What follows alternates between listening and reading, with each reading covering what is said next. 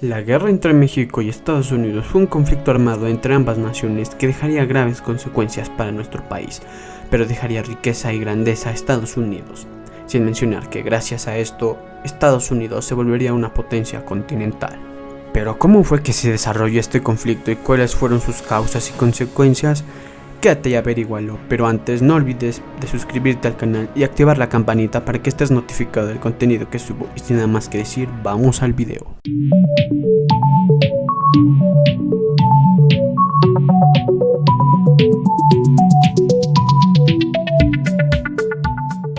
El antecedente principal, que finalmente sería el detonante de la guerra entre ambas naciones, es la Guerra de Independencia de Texas. Por cierto, si no has visto mi video sobre la independencia de Texas, lo dejaré aquí en la esquina y en la descripción. Sigamos con el video.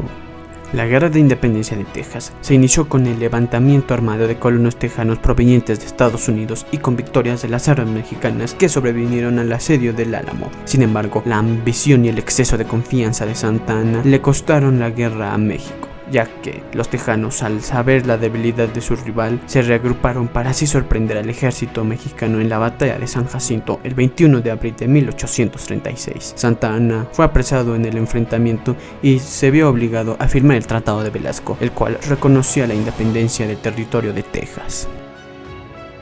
Aún así, el gobierno mexicano se negaba a reconocer estos tratados, manteniendo las intenciones de recuperar el territorio con algunas incursiones militares. Pero no fue hasta 1845 que la República de Texas fue incorporada oficialmente al territorio de los Estados Unidos, objetivo que este tenía desde 1825, cuando enviaba ofertas de compra que serían rechazadas tajantemente.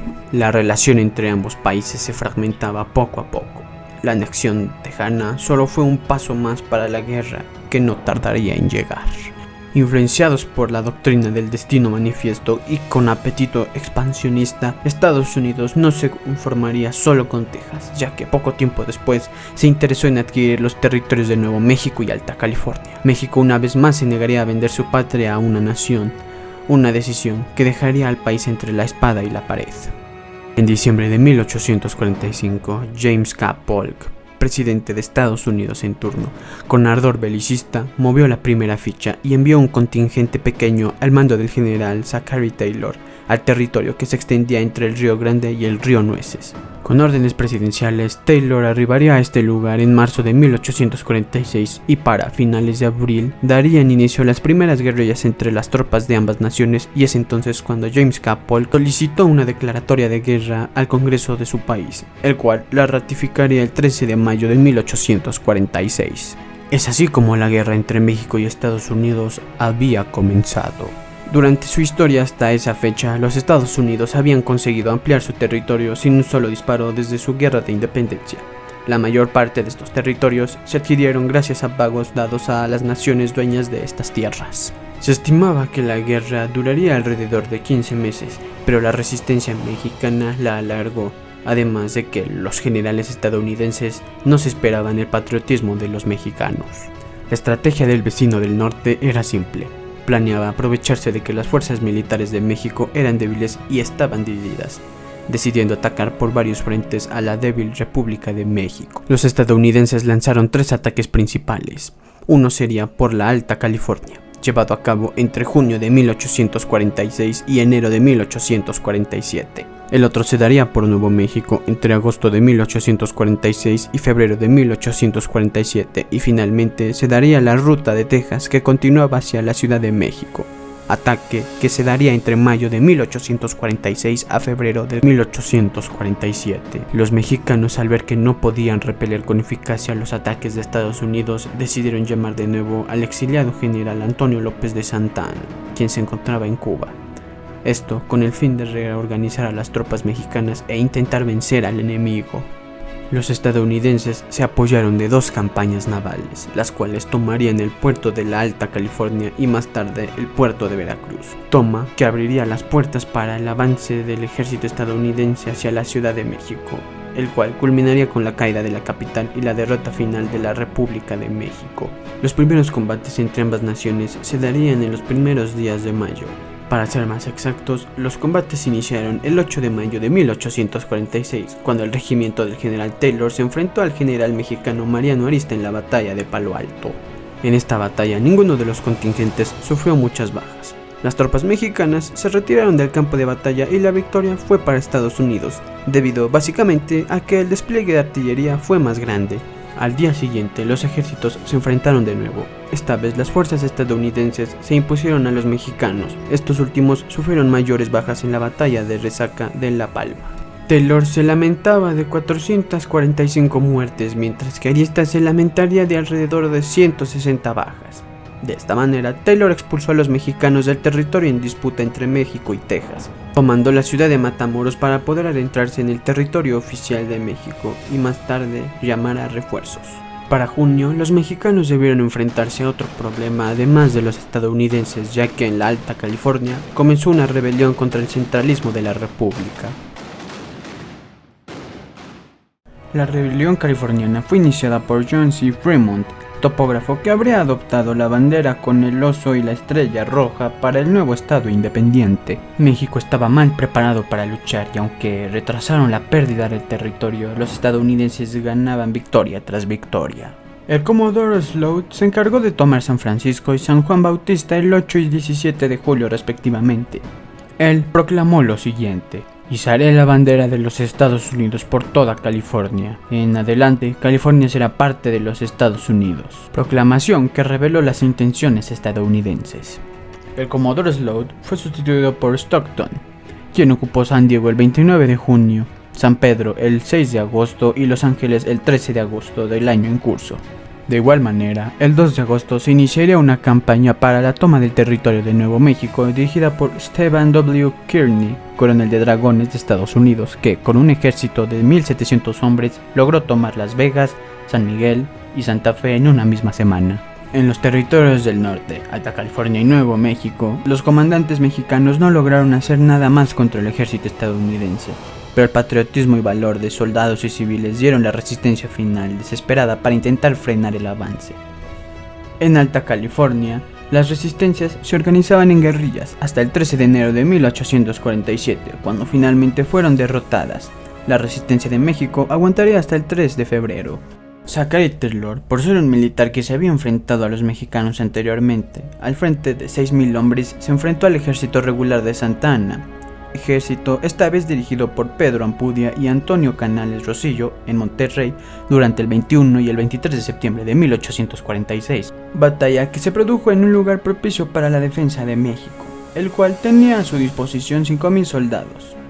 La lucha se daría calle tras calle para finalmente tomar las fortificaciones mexicanas, donde Taylor de nuevo saldría con pocas bajas, mientras que de igual manera los mexicanos resultaron con más bajas que su enemigo. El comandante Pedro de Ampudia logró por medio de un armisticio retirarse con sus tropas. Para finales de febrero de 1847, Taylor no detenía su avance y se enfrentó a las tropas mexicanas en Buenavista, batalla donde de nuevo se enfrentaría a Santa Anna. Según las fuentes militares, Santa Anna estaba al mando de 15,000 hombres frente al poco más de 4,700 soldados de Taylor. Dicha batalla se desarrolló entre el 22 y 23 de febrero. En esta batalla, Santa Anna intentó flanquear a los estadounidenses por la derecha, ataque que fue rechazado. Taylor se las arregló para resistir a los mexicanos y también consiguió la victoria. Pero algunos historiadores mencionan que la victoria de Taylor fue estratégica, mientras que la de Santa Anna fue militar. A esta batalla también se le conoce como la Batalla de la Angostura. Gracias a esta batalla, el ejército de Estados Unidos detuvo su avance hacia el sur. La resistencia en Alta California, Texas y Nuevo México finalmente acabó.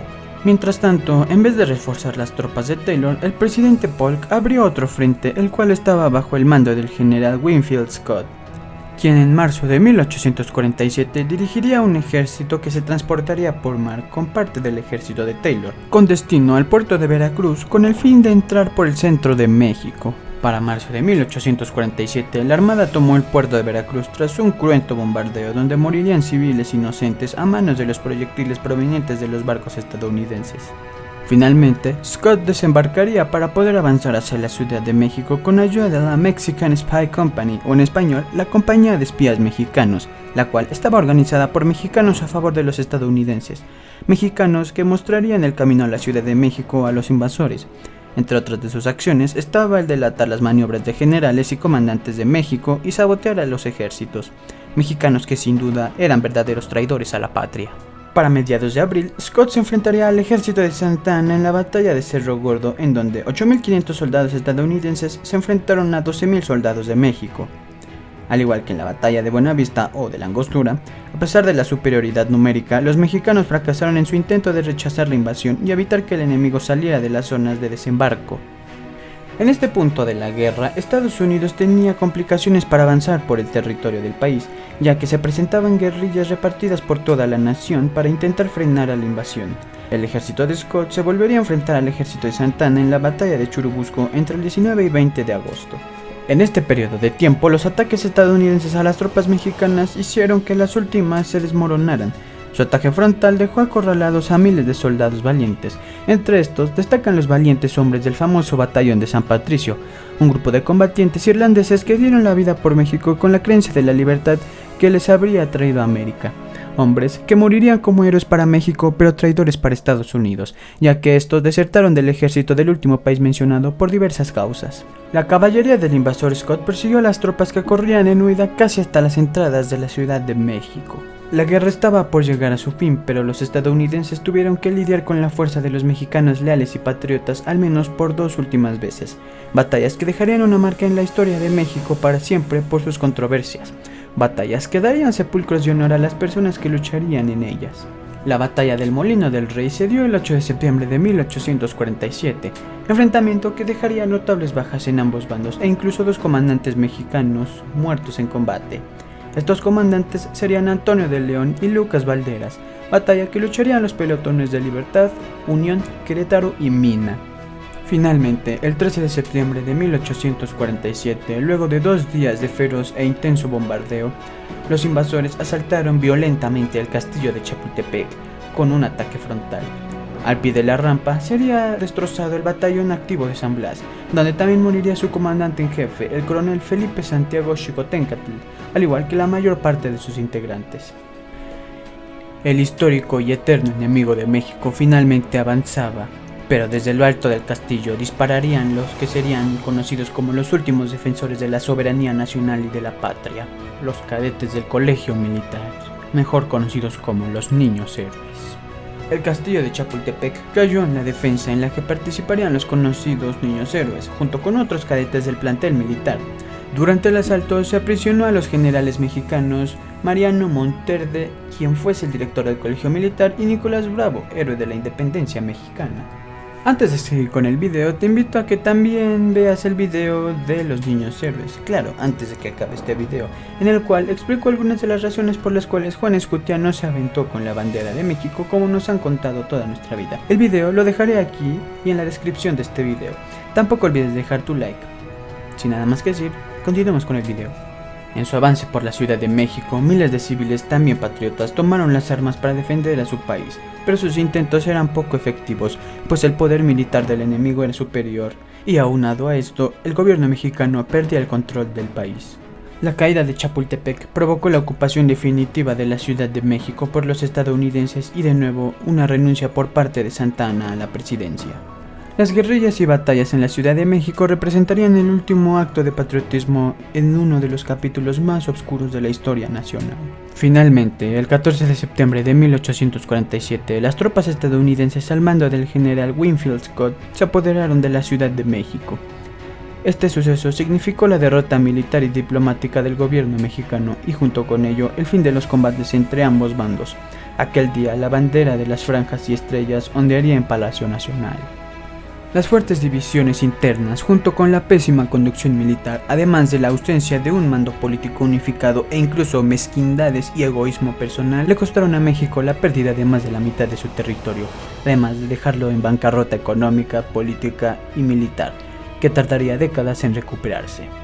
Desde la vista de los vencedores, la adquisición de esos territorios modificarían la historia de su país, para que Estados Unidos se convirtiera en un pilar económico para acelerar la carrera como potencia mundial. Se firmaría el Tratado de Cahuenga el 13 de enero de 1847 en Los Ángeles, tratado que finalizó las disputas en California. En la Ciudad de México se encabezaba un gobierno provisional al frente de Manuel de la Peña y Peña, quien iniciaría las negociaciones de paz con Estados Unidos, que finalmente culminarían con la firma de los Tratados de Guadalupe Hidalgo, firmado en villa homónima el 2 de febrero de 1848, tratado que fue redactado en su totalidad por Estados Unidos, donde México le entregaría el control sobre Texas y el territorio de disputa entre México y Texas, y aparte los territorios de Alta California y Nuevo México, territorio que conforman los estados actuales de Arizona, California, Nevada, Utah, Nuevo México y partes de Colorado, Wyoming, Kansas, Oklahoma, y a este proceso se le conoció como la Cesión Mexicana.